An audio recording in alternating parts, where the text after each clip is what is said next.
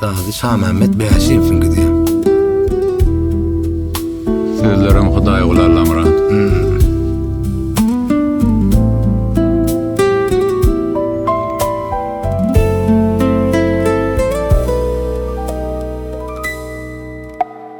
Bağlar gül açtı, bahar yağ geldi, kuşlar sayraştı, ördek kal geldi.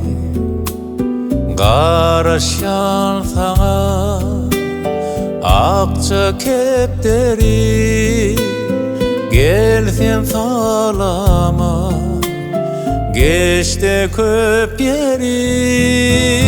Akça kepteri oyna erkana, pek asmanımda yayna erkana. Lay lay lay la la la, lay lay lay lay la, lay lay lay lay la, lay lay lay lay la.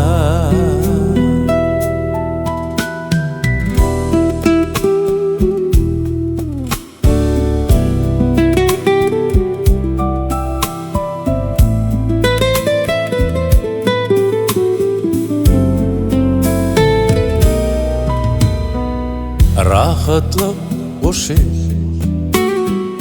gönlümün hoşu, sen bedev dünya, aydımla başı, yayda kanatı, gelsin ülkeme, ülkem bay meni. Aydım mukama, akça kepteri oyna erkana, pek asmanımda yayna erkana. Lay lay lay la la la, lay lay lay lay la, lay lay lay lay la, lay lay lay lay la.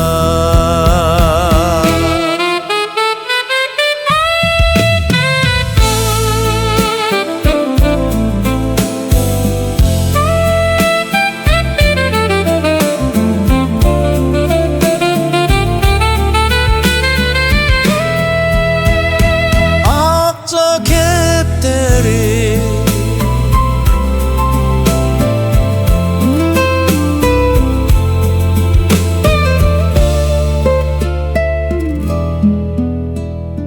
akça kepteri